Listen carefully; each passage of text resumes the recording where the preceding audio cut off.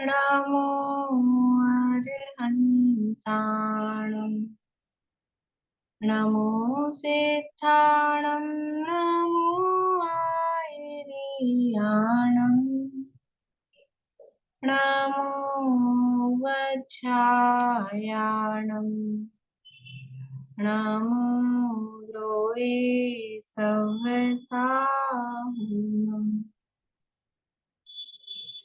एसो पंच नमो यारो सव पावपणासनो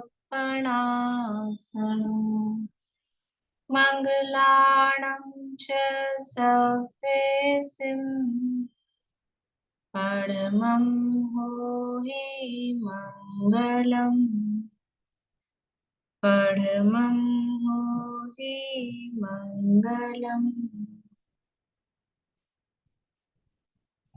जैन बेसिक्स की चर्चा अपनी चल रही है और ये जो बाल गोदाती पाठमालाएं हैं उनके आधार से हम उनको बेस बना के मूलभूत जैन सिद्धांतों की और जो प्राथमिक भूमिका में जिनको जानना अनिवार्य है आवश्यक है उन बातों की चर्चा हम कर रहे हैं। तो विद्या ज्ञान पाठमाला भाग 2 अपनी लगभग संपन्न हो चुकी है। उसका अंतिम पाठ देवशास गुरु की स्तुति जो कि डॉक्टर हुकुम चंद जी भाडला द्वारा रचित है और पहले उन्होंने इस पुस्तक में लिखने के लिए ये स्तुति लिखी और फिर बाद में उन्होंने इसमें अष्टक और बना के उसको पूजा के रूप में प्रस्तुत किया। जो देवशास गुरु पूजन डॉक्टर हुकुम चंद जी भाडला द्वारा रचित है, शुद्ध ब्रह्म परमात्मा शब्द ब्रह्म जिनवाणी, उस पूजा की ही ये जयमाला वर्तमान में हमको जयमाला के रूप में ये उपलब्ध होती है। इसमें देव शास्त्र और गुरु का स्वरूप बताया गया है। वास्तव में सच्चे देव, सच्चे शास्त्र और सच्चे गुरु का क्या स्वरूप है वो उन्होंने इस स्तुति में या इस जयमाला में यहाँ पर बताया है। पिछली क्लास में हमने जो देव के स्वरूप वाली जो स्तुति थी उसकी चर्चा हमने कर ली थी। एक बार पाठ कर लेते हैं, फिर आगे आज हम शास्त्र के स्वरूप की चर्चा और गुरु के स्वरूप की चर्चा यहाँ करेंगे। समय सार जिन देव है, जिन प्रवचन जिन वाणी, नियम सार निर्ग्रंथ गुरु, करें कर्म की हानि। हे वीतराग सर्वज्ञ प्रभु, तुमको नाभ तक पहचाना, अतएव पढ़ रहे हैं प्रभुवर, 84 के चक्कर खाना। निधि तुमको समझनाथ, भगवान भरोसे पड़ा रहा, भरपूर सुखी कर दोगे तुम, यह सोचे सन्मुख खड़ा रहा। तुम वीतराग हो लीन स्वयं में, कभी न मैंने यह जाना, तुम हो निरीह जग से कृत कृत, इतना ना मैंने पहचाना।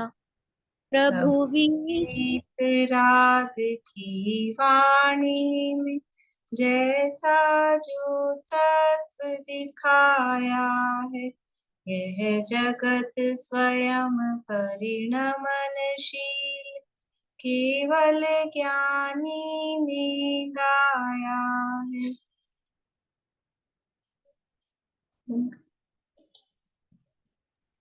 उसे पर तो श्रद्धा ला न सका, परिवर्तन का अभिमान किया, बन कर पर का करता अब तक, सत का न प्रभो सम्मान किया।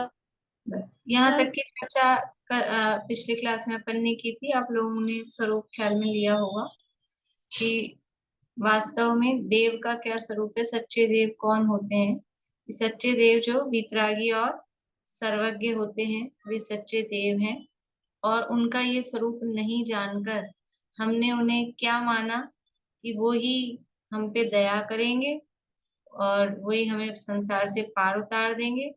तो ऐसा मानकर उनकी वितरागता को नहीं जाना और उनका गलत स्वरूप जाना। तो इसी कारण से हम संसार के चक्र में घूम रहे हैं, 84 के चक्कर खा रहे हैं। और भगवान की सर्वज्ञता को नहीं जाना कि वो सब कुछ जानते हैं, ऐसा नहीं जाना। तो वास्तव में जो वो सब कुछ जानते हैं और जो उनके ज्ञान में आया है, भविष्य का भी, भूतकाल का भी, वर्तमान का भी, वो सब उनके ज्ञान में आया है। इसका मतलब है कि जगत की सारी व्यवस्था सब निश्चित है, नियमित है। जगत का परिणमन स्वयं अपने आप अपने हिसाब से हो रहा है। ये हमारी समझ में नहीं आया। भगवान किसी को सुखी दुखी करते नहीं है, भगवान को किसी का भला बुरा करने की इच्छा नहीं है। और भगवान ने जो स्वरूप बताया है वास्तव में वही वस्तु का स्वरूप है। उन्होंने वो सच्चा स्वरूप बताया है। उस सच्चे स्वरूप का हमको विश्वास नहीं हुआ और हम उसमें फेरबदल करने की कोशिश करते रहे। इसी कारण से ये 84 के चक्कर जो ऊपर का है, 84 के चक्कर खाना पड़ रहे हैं।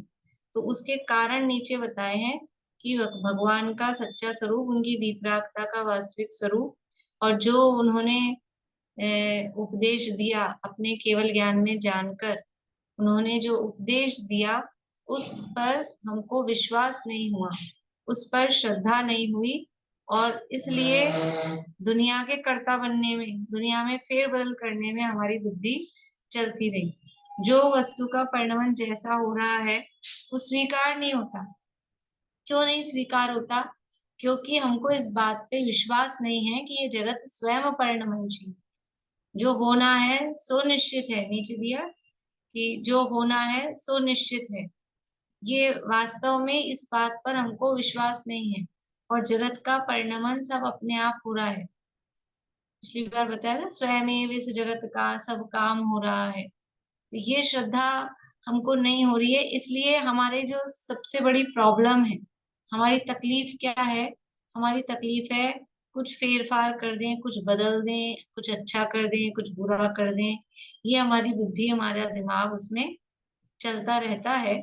और इस कारण से हम दुखी रहते हैं और अपनी इस विपरीत मान्यता के कारण आगामी नवीन कर्म बंद करके 84 लाख योनियों में भटकते आ रहे हैं। ये यहाँ तक ये देव का स्वरूप और उसके देव का स्वरूप सही नहीं समझकर हमारी क्या स्थिति हुई है, ये यहाँ पर अभी बताया। अभी शास्त्र के स्वरूप की चर्चा यहाँ पर करते हैं। बोलो प्रीति, शास्त्र शास्त्र का स्वरूप पढ़ने का लिए। भगवान तुम्हारी वाणी में जैसा जो तत्व दिखाया है, स्यादवाद ने अनेकांतमय समय सारे समझाया है।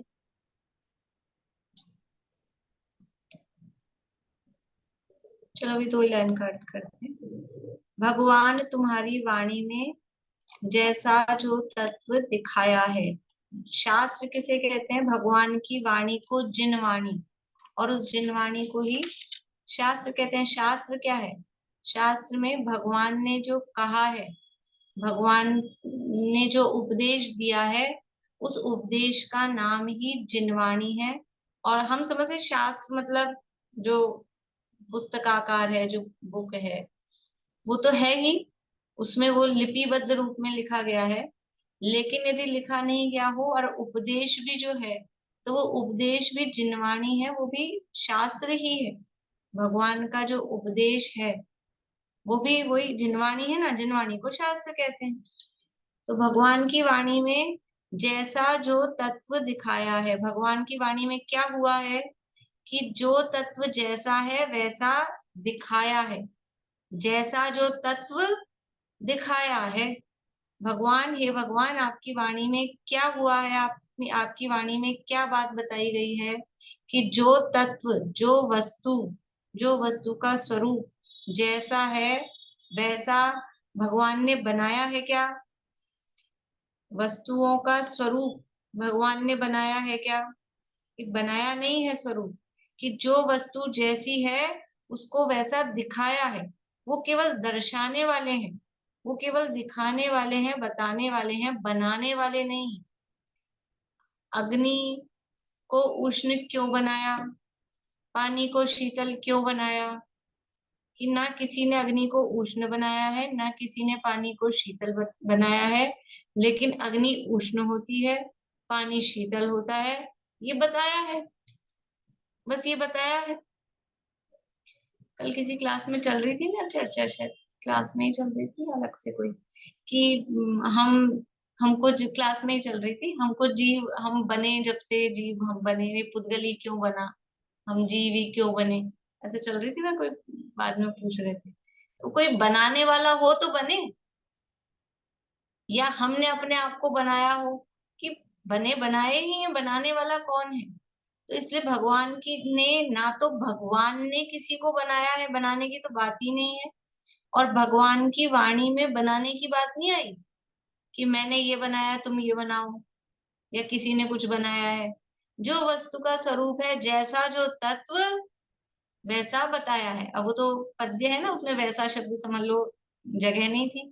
तो जैसा जो तत्व दिखाया है, दर्शाया है। दर्पण में मोर झलका, तो दर्पण ने मोर को बनाया कि सामने मोर है, ये दिखाया है उसने। यहाँ आप लोग दिख रहे हो मुझे, तो ये इस कंप्यूटर ने आपको बनाया है, कि कंप्यूटर ने दिखाया है कि कौन कौन लोग यहाँ पर उपस्थित हैं, वो यहाँ दिखाया है। तो जैसा जो तत्व भगवान के ज्ञान, ज्ञान को दर्पण की उपमा देते हैं, यद विद्या दर्पण आयते, वो दर्पण के समान है। जो जैसे दर्पण को किसी से राग द्वेष नहीं है, कोई इच्छा नहीं है, किसी के पास जाता नहीं है, किसी को घुसाता नहीं है, लेकिन जो सामने होता है उसको वैसा वैसा दिखाता है। ऐसे ही भगवान के ज्ञान में जो वस्तुएं जगत की हैं, वो सब उनके सामने है, क्योंकि केवल ज्ञान है, तो वो सब उनके सामने है। तो जैसी जो वस्तु है वैसा वो उसमें दिखाते हैं। तो भगवान तुम्हारी वाणी में जैसा जो तत्व दिखाया है, कैसा है तत्व और कैसा दिखाया है? स्यादवाद नय अनेकांतमय समय सार समझाया है। क्या क्या बताया है? देखो, इस लाइन के हम दो तरह से अर्थ कर सकते हैं कि भगवान की वाणी में क्या क्या बताया गया है। पहली बात तो जो तत्व जैसा है वो बताया गया है, एक बात। दूसरा, स्यादवाद बताया है, नय बताया है, और अनेकांत रूप है ये बताया है, और समय सार को समझाया। इनको अलग अलग करके अपन ऐसा, कि भगवान की वाणी में स्यादवाद आया है, अनेकांत आया है, नए की बात आई है, और समय सार, समय सार शब्द के अलग अलग अर्थ हैं, तो वो अभी अर्थ करके ये समझाया है। एक तो इस तरह से ले सकते हैं, या फिर दूसरा कि जैसा जो तत्व वो दिखाया है, और स्यादवाद नय और अनेकांतमय जो समय सार, समय सार का अर्थ क्या करना? समय सार का अर्थ जिनवानी, समय सार शब्द के अनेक अर्थ होते हैं। ऊपर अपन ने जब दोहा के अर्थ किया था तब बताया था समय सार शब्द के क्या क्या अर्थ होते हैं, किसको ध्यान है? समय सार शब्द के क्या क्या अर्थ होते हैं? बोलिए, नहीं बोला। एक अर्थ मालूम है, आत्मा का सार। आत्मा का सार, हाँ, आत्मा का आपने सार, दूसरी क्लास में बताया था। आत्मा का सार मतलब क्या? आत्मा का सार का मतलब क्या? वो तो शब्द अर्थ करके बताया था, समय यानी आत्मा, सार यानी सार, तो फिर उसका अर्थ क्या हुआ? चलिए, कोई बात नहीं। ये क्षय द्रव्य बताया, कालवाची आत्मा बताया आपने, जो जानता है, परिणमन भी करता है। समय और शब्द के अर्थ बताए थे। कि हाँ, समय शब्द का अर्थ छहों द्रव्य भी होता है, समय शब्द का अर्थ काल टाइम भी होता है, समय शब्द का अर्थ आत्मा भी होता है, और समय शब्द का अर्थ परिणमन मतलब जानना भी है। परिणमन नहीं, वो तो उस समय के संधि विच्छेद करके वो जो आत्मा अर्थ निकला कि जो हाँ, जानता भी है और परिणमन भी करता है, ऐसा करके उसका अर्थ आत्मा हुआ। और शुद्धात्मा। समय सार का अर्थ शुद्धात्मा। आत्मा। और सार का मतलब बताया था द्रव्य कर्म भाव कर्म और नौ कर्म से जो रहित है, ऐसा जो सार। बढ़िया। ऐसी अपनी बोलिए सुमन शुद्धात्मा। जी। हाँ, बता दिया उन्होंने, सिद्धांत भी, मत भी, आत्मा भी, द्रव्य हाँ, भी। हाँ, मत सिद्धांत और शास्त्र जिनवाणी, समय सार का अर्थ आगम। आगम जिनवाणी, वो भी उसका अर्थ होता है। और समय सार नाम का शास्त्र भी है, समय सार नाम का शास्त्र भी है।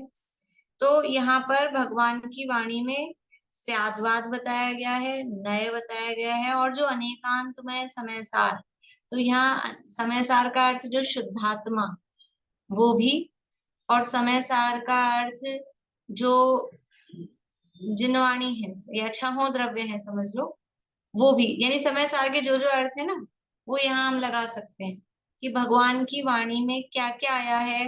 पहली बात तो स्याद्वाद आया है, भगवान की वाणी में नए, स्याद्वाद किसे कहते हैं? स्याद्वाद का अर्थ है, स्याद यानी किसी अपेक्षा, और वाद का मतलब है कथन करना। तो अपेक्षाकृत जो कथन होते हैं, ये हमको कैसे पता लगा कि ये किसी किसी अपेक्षा से बातें कही जाती है, वस्तुओं का स्वरूप इस अपेक्षा से देखा जाता है, तो ये भगवान की वाणी में आया ना। यद्यपि केवल ज्ञान में नए नहीं होते, नए कहाँ होते हैं? सम्यक शुद्ध ज्ञान के अंश को नए कहते हैं, नए तो शुद्ध ज्ञान में होते हैं, लेकिन केवल ज्ञान में बताए तो जाते हैं। केवल ज्ञानी भगवान नयों से नहीं जानते, नए का मतलब है मुख्य गौण करके जानना, तो केवल ज्ञानी भगवान मुख्य गौण करके नहीं जानते, लेकिन उपदेश में तो वो बताते हैं ना कि ये नए है, निश्चय नए है, व्यवहार नए है, निश्चय की अपेक्षा ऐसा है, वो वाणी में आता है। तो भगवान की वाणी में स्याद्वाद कहो नए कहो एक ही बात है, जो मुख्य गौण करके जो किसी अपेक्षाकृत कथन किया गया है, तो वो कथन करने की जो पद्धति है उसको स्याद्वाद कहते हैं, और वो जो अपेक्षाएं लगाई गई है उसी को नय कहते हैं। नय मतलब अपेक्षा, नय मतलब है कि किसी वस्तु के किसी एक अंश को मुख्य करना, तो मुख्य करके कथन करना वो स्याद्वाद कहलाएगा। और वो जो हम मुख्य करके जान रहे हैं, तो नय के अंतर्गत आ जाएगा, मतलब उसको वाद नहीं कहेंगे, वो अकेला नय कहलाएगा। तो स्याद्वाद कहो, नय कहो, और तीसरा शब्द है अनेकांत।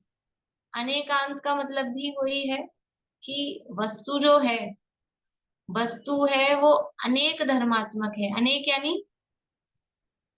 यानी एक से अधिक, वो अनेक, अनेक एक से अधिक, तो एक से अधिक दो भी हो सकते हैं, एक से अधिक अनंत भी हो सकते हैं, अनंत भी एक से अधिक है, दो भी एक से अधिक है। तो जो वस्तु है, जो द्रव्य है, वो द्रव्य कैसा है कि वो द्रव्य है अनंत धर्म से सहित। अनेक अंत, अंत का अर्थ होता है धर्म, अनेकांत शब्द है, अनेकांत में अनेक प्लस अंत, अनेक यानी अनेक का अर्थ दो भी करते हैं, अनेक का अर्थ अनंत भी करते हैं। तो जब अनेक का अर्थ दो करेंगे तो अंत का अर्थ होगा धर्म।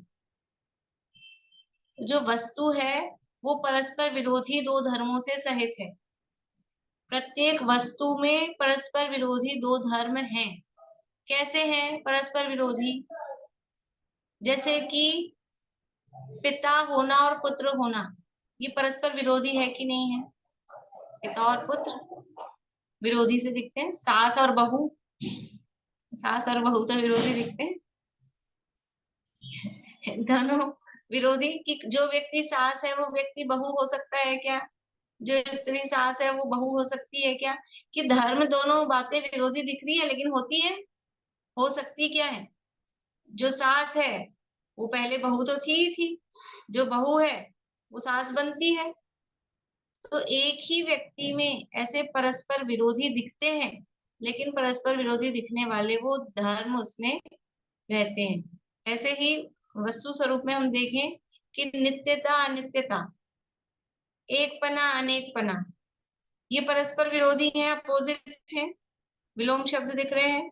नित्य का अपोजिट अनित्य, लेकिन वस्तु में नित्य धर्म भी है, वस्तु में अनित्य धर्म भी है, वस्तु में एक धर्म भी है, वस्तु में अनेक धर्म भी है। तो ऐसे परस्पर विरोधी जो दो धर्म दिख रहे हैं युगल रूप से, वो एक वस्तु में पाए जाते हैं। तो जिसमें ऐसे परस्पर विरोधी दिखने वाले, प्रतीत होने वाले धर्म युगल पाए जाएं, उसे बोलते हैं अनेकांत। अनेक यानी दो, और अंत यानी धर्म। ऐसे दो धर्म परस्पर विरोधी दिख रहे हैं, ऐसे परस्पर विरोधी दिखने वाले दो धर्म जिसमें पाए जा रहे हैं, उसको कहते हैं अनेकांत। यानी अनेकांत क्या हुआ? अनेकांत वो वस्तु ही है, वो वस्तु में पाए जा रहे हैं ना, तो उस वस्तु को ही अनेकांत कहते हैं। वो वस्तु ही अनेकांतमय है। अनेकांतमय का है, वो वस्तु ही ऐसी अनेकांत स्वरूप है। अब अनेक का अर्थ हमने दूसरा क्या किया था? अनेक का दूसरा अर्थ किया था अनंत। ठीक है, तो जब अनेक का अर्थ हम अनंत करते हैं, तो अंत का अर्थ क्या करेंगे? अनेकांत। समझ में आ रहा है कि नहीं आ रहा है? लिख के बताऊं। अनेक अंत इज इक्वल टू अनेकांत। तो अनेक का अर्थ हमने किया था दो, तो अंत का अर्थ किया था धर्म। तो जहां परस्पर विरोधी दो धर्म पाए जाते हैं वो है अनेकांत। अब हम अनेक का अर्थ कर रहे हैं अनंत, तो अंत का अर्थ करेंगे गुण। जहां अनंत गुण पाए जाते हैं उसे अनेकांत कहते हैं। तो अनंत गुण किस में पाए जाते हैं? द्रव्य में पाए जाते हैं, वस्तु में पाए जाते हैं। इसलिए अनंत गुणात्मक या अनंत धर्मात्मक परस्पर विरोधी जो धर्म है जिसमें पाए जा रहे हैं, वो वस्तु ही वास्तव में अनेकांत होती है। अनेकांत की डेफिनेशन, परिभाषा लिखनी हो तो अनेकांत किसे कहते हैं? परिभाषा याद है किसी को?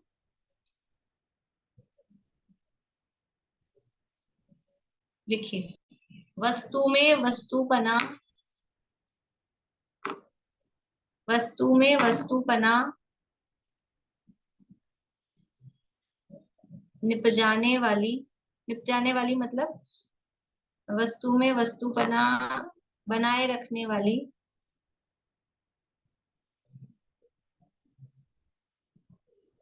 वस्तु में वस्तुपना बनाए रखने वाली परस्पर विरोधी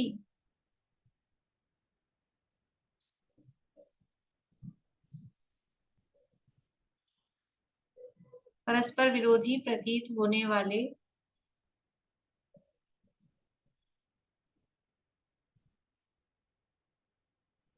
अनंत धर्म युगलों का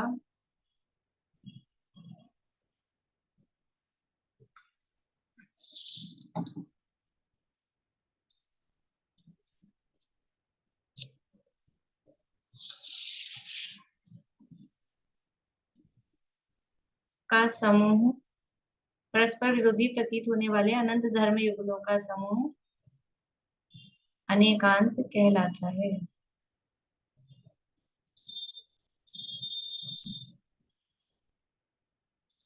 अथवा अनंत गुणात्मक वस्तु को अनेकांत कहते हैं।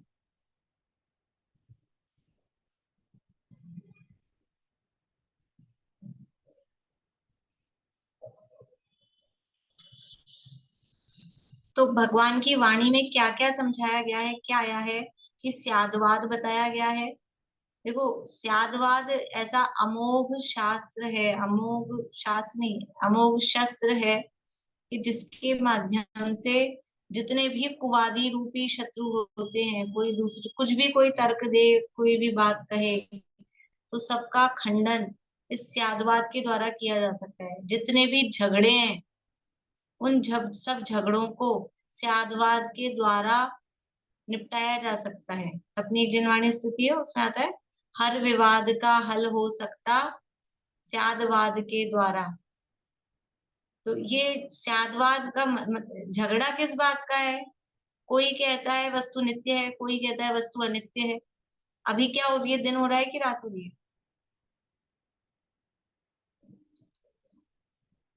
अरे दिन हो रहा है कि रात हो रही है? आप लोग बोला करो, मुझे तो समझ में, मेरे को तो आवाज आ जाती है। कितनी बार तो कह दिया मुझे रिद्धियां हैं, शक्तियां हैं। आप तो बोल दिया करो, मुझे आवाज आ जाती है। ठीक है ना? रात हो रही है। अभी कोई कहे कि नहीं दिन हो रहा है, अब क्या करें? कोई कहे नहीं दिन हो रहा है, तो स्यादवाद है। भारत में रात हो रही है, अमेरिका में ये अपेक्षा, इसका नाम है अपेक्षा। ये अपेक्षा, जैसे छोटे बच्चों को चिढ़ाते हैं, किसी की मम्मी हो और किसी की बुआ हो, तो वो कहे कि नहीं तेरी मम्मी नहीं है मेरी बुआ है, और वो बच्चा रोने लग जाता है, नहीं मेरी मम्मी है बुआ नहीं है मेरी मम्मी है। फिर क्या होता है? ये अपेक्षा है कि तुम्हारी मम्मी है लेकिन मेरी बुआ है। ऐसा ये अपेक्षा से जो भी है, ये स्यादवाद के माध्यम से सारे झगड़ों का निपटारा होता है। वास्तव में यदि जीवन में स्यादवाद नहीं हो, हमारी डेली लाइफ में हम ये स्यादवाद से काम चलाते हैं। यदि ये स्यादवाद नहीं हो तो हमारी ये संसार का सांसारिक जीवन भी नहीं चले, झगड़ा ही झगड़ा मचे। तो स्यादवाद बताया, नए बताए, और अनेकांतमय, अनेकांत स्वरूप जो समय सार।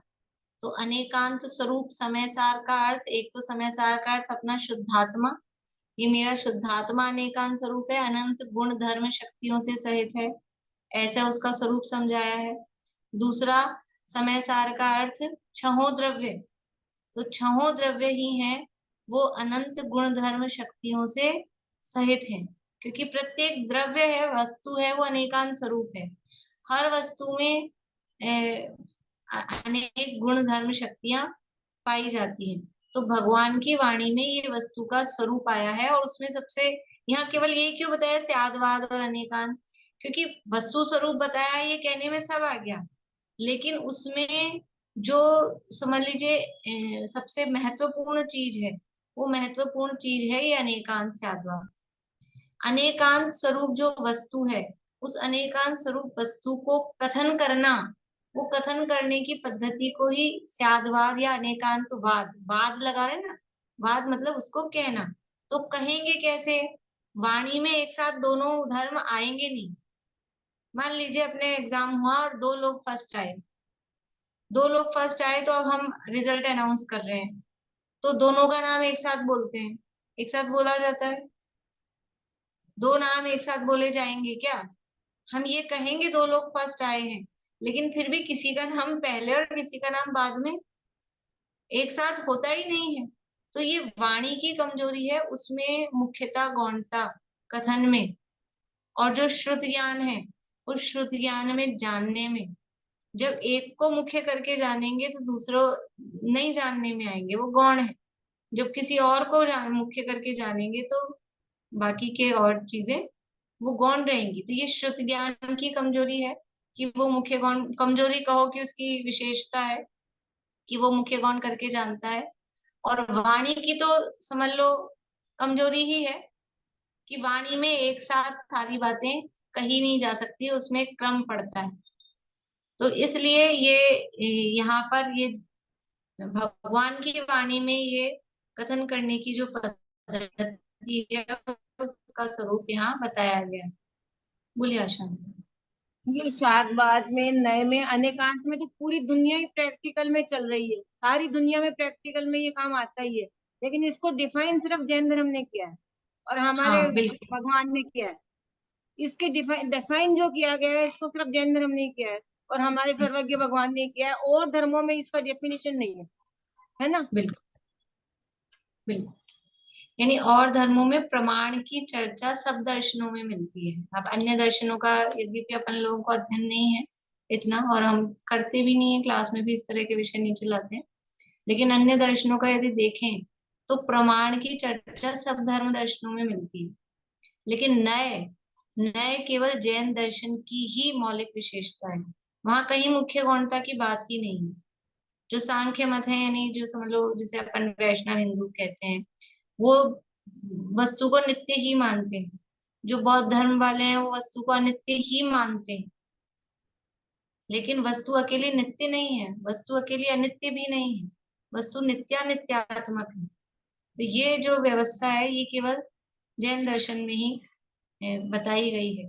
जैन दर्शन की तो जो विशेषताएं हैं समझ लो, जैसे जो अपना करना नहीं होगा प्रकरण आ गया तो बताती हूँ। जो ये भी गणित की जो भी बातें चलती हैं, कर्णानुयोग का जितना भी प्रकरण है, मतलब इतनी इतनी गणित है। मैं तो ये जो भी आपको बता रही हूँ ना, ये तीन करण वगैरह जो चल रहे हैं अपनी, उसमें से मैथ सारी छोड़ रखी है। केवल उसकी थ्योरी, आपको थ्योरी मतलब डेफिनेशन जितनी सी वो हम पढ़ रहे हैं। उसमें इतनी मैथमेटिक्स है कि बहुत बार तो सिर के ऊपर से जाने लगती है।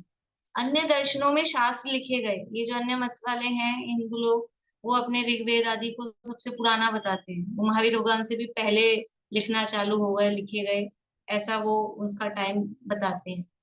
लेकिन भले ही हमारे यहाँ लिखे बाद में गए, महावीर भगवान के भी मोक्ष जाने के 683 वर्ष बाद वो लिखे गए। लेकिन ये लिखे कब गए? अचानक से एक साथ धड़सेनाचार्य ने उनको बता दिया और उन्होंने लिख दिया एक साथ। अचानक से किसी को ऐसा ज्ञान हो सकता है यूं कि वो ज्ञान परंपरा से सबको चला आ रहा था और वो ज्ञान उनके पास था, तब उन्होंने वो एकदम से वो सब लिखा ना, वो ज्ञान माइंड में था उनके। यानी हमारे यहाँ ओरली चल रहा था, क्योंकि सब इतने ज्ञानी होते थे, अंगों के पूर्वों के धारी होते थे, तो लिखने की इतनी आवश्यकता नहीं समझी गई थी, तो लिखा नहीं गया था। तो लिपिबद्ध रूप में वो लोग अपने आप को प्राचीन दिखाते हैं कि हमारे शास्त्र पुराने हैं। जो चार वेदों के नाम तो सुने होंगे आप लोगों ने, ऋग्वेद, यजुर्वेद, वेद चलते हैं लोगों के में, तो वो कहते हैं वो हमारे पुराने हैं, 4-4 हजार साल पुराना, ऐसा कुछ कहते हैं। हमारे अभी 2,500 साल पुराने ही दिखते हैं। तो इसलिए वो कहते हैं हमारा धर्म प्राचीन है। लेकिन ये तो सोचें कि ये जो लिखे गए हैं, तो अचानक से कोई व्यक्ति एकदम से कैसे लिख सकता है इतनी सारी। और जो कर्णानुयोग की जो चीजें हैं, ये गणित तो कहीं किसी धर्म दर्शनों में नहीं है। इतनी जो गणित है, कल हम पढ़ रहे थे विद्यार्थियों के साथ में कि ये जितने कर्म आते हैं प्रति समय, कितने आते हैं? अनंत ही आते हैं। और कितने खिड़ते हैं उदय में आके? अनंत ही नष्ट हो रहे हैं। अनंत हर समय आ रहे हैं, अनंत ही नष्ट हो रहे हैं। तो बैलेंस कितना होना चाहिए? 0 बैलेंस होना चाहिए। लेकिन फिर भी सत्ता में बैलेंस, कितना बैलेंस रहता है? 1.5 गुण हानि से गुणित। तो हम तो 1.5 गुण हानि का अर्थ 1.5 गुना गुना करके कर लेते हैं। एक्चुअल में 1.5 गुना नहीं है, 1.5 गुण हानि। और वो गुण हानि का क्या स्वरूप है? तो वो गोमटसार जी कर्मकांड में 5वीं गाथा में ये गाथा दी कि 1.5 गुण हानि से गुणित सत्ता में पड़े रहते हैं। 5वीं गाथा में दी, और जाके 900 प्लस कुछ गाथा है, तब जाके उसका इतना बड़ा गणित बताया है, इतना बड़ा गणित पूरा, कि कैसे वो 1.5 गुण हानि वहां रहते हैं, पूरा बराबर हिसाब लगा के। उदाहरण उदाहरण में और एक्चुअल संख्याओं में भी, एक्चुअल जो होती है अनंत अनंत संख्या, ऐसी वाली संख्याओं में वो पूरा इतना गणित कि अपने बस की बात नहीं है। उसको देख के ऐसे लगता है हाँ ठीक है आपने कह दिया हमने मान लिया। हाँ, समझ में नहीं आ पाती है, इतनी इतनी गजब की गणित है। क्या है तो ये जैन दर्शन की ये मौलिकता है। तो ये कैसे लिखी गई? ये ज्ञान में आई, और फिर केवल ज्ञान में तो आई आई, और उसके बाद वाले जो केवल ज्ञानी नहीं थे उन आचार्यों के द्वारा भी जानी गई। जिन्होंने लिखे थे वो केवल ज्ञानी नहीं थे, वो तो शुद्ध ज्ञानी अल्प मतलब छद्मस ही थे। फिर भी उन्होंने इतना इतना लिखा है। इसलिए जैन दर्शन की बहुत हमको प्राउड होना चाहिए, मतलब गर्व होना चाहिए, और अंदर से प्रमोद आना चाहिए कि हम ऐसे जिन धर्म के अनुयायी हैं। और इतनी गजब की बातें ये यहाँ लिखी गई है, भले ही समझ नहीं आ रही हो, लेकिन पता तो मतलब यानी हम उसमें आह्लाद का भाव लाकर हम उतना समझ लीजिए पुण्य की बात करें तो उसमें पुण्य भी अर्जित कर सकते हैं कि हमें बहुमान आए उस चीज का। बोलिए शांति। नहीं, मुझे तो ऐसा लगता है कि जीने की पद्धति क्या, जो सब कुछ धर्म निकले हैं वो इसी से निकले हैं, जो भी चीज निकली है वो यहीं से निकली है और सब बाद में बनती रही है। ये तो एटर्नल जीवन पद्धति है ये एक्चुअल में जैन धर्म। और आज मैं तो बिल्कुल प्रतिमाएं निकलती जैनियों की ही निकलती है, और कौन से मुझे तो कोई दिखते ही नहीं, सुना ही नहीं आया कभी और कोई प्रतिमाएं निकली। तो सारा सही बात। जैनिज्म ही था वो तो, पूरा था ही जैनिज्म, तो बाद में हो गया है सब कुछ। एक्चुअल तो सारा बिल्कुल जैनिज्म ही था। जितनी भी ये निकलती, ये भी एक बहुत अच्छा पॉइंट है कि खुदाई में जो भी जहां भी कहीं निकलती ना प्राचीन, हाँ, तो सब वो जन सब जन। जैन, ये मोहनजोदड़ो हड़प्पा, ये जो हाँ, संस्कृतियां हैं उनकी भी खुदाई में सब जैन प्रतिमाएं, जैन मुद्राएं, वो सब उसमें निकलती हैं, इतनी इतनी पुरानी में। ये जैन धर्म तो वास्तव में अनादि निधन धर्म है, प्राचीन धर्म है, इसलिए उसमें तो कोई बात ही नहीं है। देखिए अपना तो विषय तो ये पूरा कर लेते हैं इसको थोड़ा। तो भगवान की वाणी में, भगवान तुम्हारी वाणी में जैसा जो तत्व दिखाया है, यानी जो तत्व जैसा है वो बताया है, और स्यादवाद नए अनेकांतमय समय सार समझाया है। ठीक है। अब ये तो आपने आपकी वाणी का, ये तो भगवान की वाणी का स्वरूप हुआ कि भगवान की वाणी में ये बताया है। अब फिर दिक्कत क्या हो गई? तो दिक्कत ये हो गई, उस पर तो ध्यान दिया न प्रभु, विकथा में समय गंवाया है। शुद्धात्म रुचि न हुई मन में, ना मन को उधर लगाया है। भगवान की वाणी में तो वस्तु का सच्चा स्वरूप आया था, स्याद्वाद समझाया था, नए समझाए थे, अनेकांत स्वरूप अपने शुद्धात्मा का स्वरूप बताया था। लेकिन हमने क्या किया? उस पर तो ध्यान दिया न प्रभु, हे प्रभु मैंने उस पर तो ध्यान दिया नहीं, और विकथा में समय गंवाया है। विकथा करने में, अब यहाँ समय शब्द का भी अर्थ, एक तो समय यानी काल, काल गंवा दिया एक तो वो, और नीचे फुटनोट में समय शब्द का अर्थ किया है शुद्धात्मा, शुद्धात्मा का स्वरूप। तो मैंने विकथा कर करके और अपने शुद्धात्मा के स्वरूप को ही भुला दिया है, उसी को, वो स्वरूप ही जैसे गुम गया है, गंवाया है, मतलब अब अपने वास्तव में आत्मा का जो स्वरूप था, शुद्ध स्वरूप, उसको हमने छोड़ दिया है, उससे च्युत हो गए हैं। विकथा क्या चीज होती है? विकथा किसे कहते हैं? खोटी जो बातें होती है, खोटी चर्चाओं को विकथा कहते हैं। और ये विकथाएं 4 कही गई है सामान्य रूप से, मालूम है आप लोगों को? 4 विकथा, बोलिए सरोजानी। राज कथा, और ये खाने की कथा, भोजन कथा, भोजन कथा, और और चोर कथा, हम्म, चोरी की कथा भी होती है। और एक स्त्री कथा, स्त्री कथा, राज कथा, चौर कथा और भोजन कथा, खाने पीने की। ये 4 मुख्य रूप से कही गई है एक्चुअल में। वास्तव में विकथाएं तो अनेक होती हैं, अभी भाव दीपिका वगैरह में तो 25 विधि हैं, और भी ज्यादा भी, जितनी भी तरह की हमारी बातें हैं, दूसरे की चुगली करना, इसकी उधर, इधर की उधर करना, किसी की किसी को समझ लो मायाचारी का काम सिखाना, जो भी अकेला चोरी का है, किसी को लोभ की बातें बताना, ये सब विकथाएं तो है। जितनी भी 5 इंद्रिय के विषय भोग संबंधी बातें हैं, जितनी भी कषाय संबंधी चर्चा है, ये सब क्या है? पाप का जो भी उपदेश है, वो सब विकथा है। तो हमने, आपने तो स्वरूप बताया था, उस पर हमने ध्यान नहीं दिया, और विकथा में ही समय, जो अपना काल था, वो इन विकथाओं करने में ही गंवाया। और दूसरी तरह से अर्थ करें तो हमने विकथा करने में ही अपने शुद्धात्मा के स्वरूप को गंवा दिया, हमारे शुद्धात्मा का जो असली स्वरूप था वो प्रकट नहीं हो पाया। शुद्धात्म रुचि न हुई मन में, ना मन को उधर लगाया है।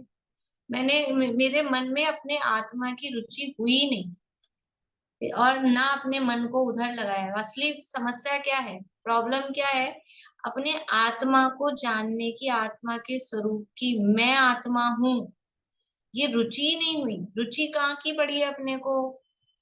अपने को अंदर से रुचि किस चीज की है? रुचि तो विषय कषायों की पड़ी है, संसार की रुचि पड़ी है, तो वहां तो रस आता है, उसमें तो सारा मन लगता है। अपने आत्मा की रुचि हुई नहीं, तो शुद्धात्म रुचि न हुई मन में, ना मन को उधर लगाया। आपकी बात आपने समझाई, लेकिन मैंने ये अपनी गलती बता रहे हैं। प्रभु वीतराग की वाणी में कैसे क्या तत्व निकलते। नहीं, एक लाइन रह गई। मैं समझ न पाया था अब तक जिनवाणी किसको कहते हैं। प्रभु वीतराग की वाणी में कैसे क्या तत्व निकलते हैं।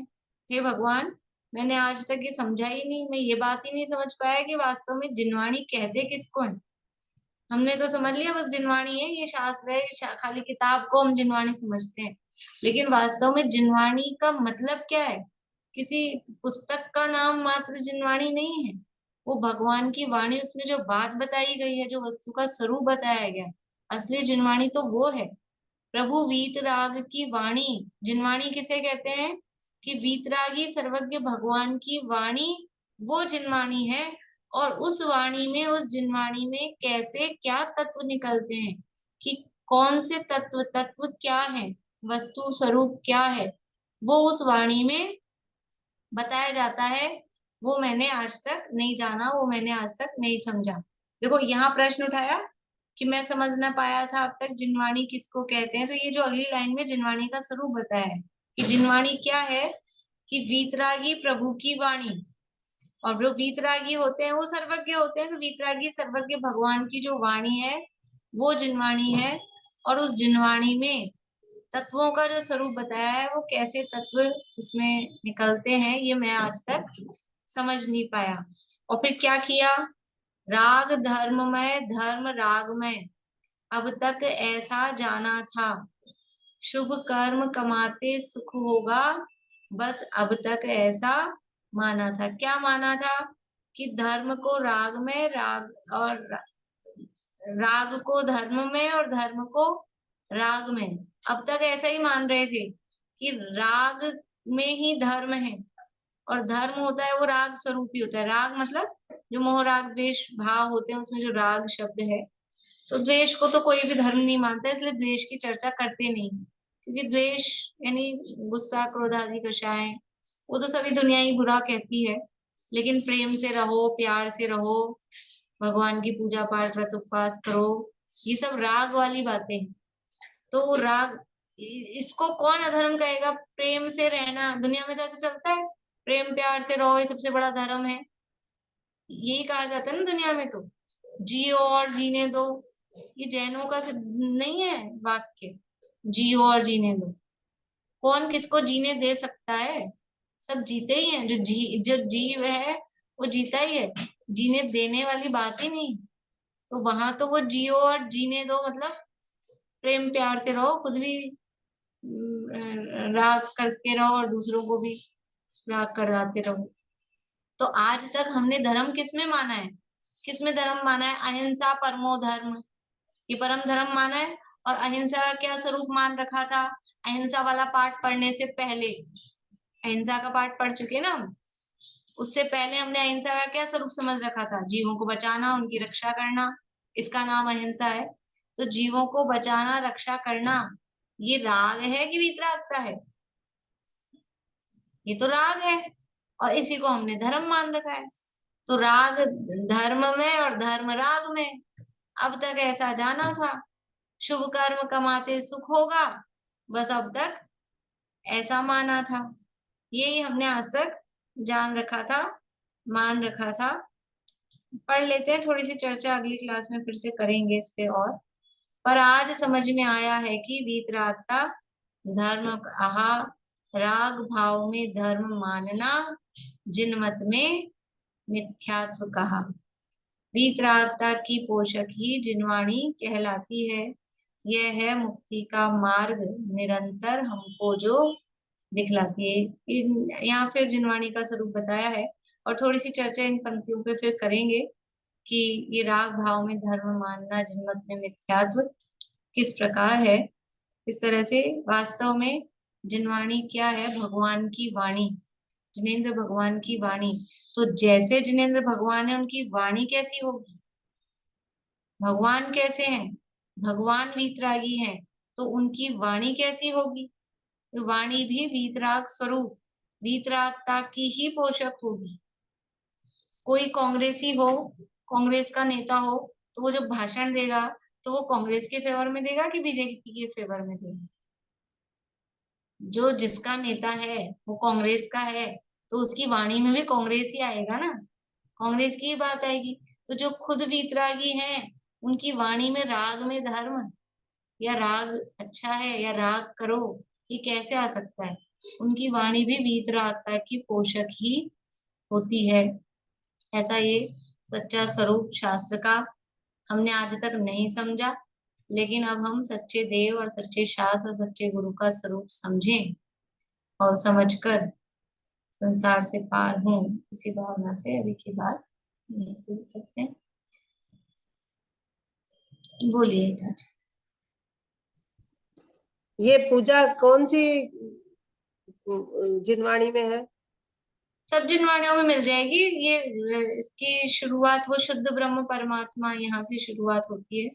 सब जिनवाणियों में देवशास्त्र गुरु पूजन मिल जाएगी, ये सब में होती है। शुद्ध ब्रह्म परमात्मा यहाँ से स्टार्ट होती है। प्रीति बोलोगे जिनवाणी से?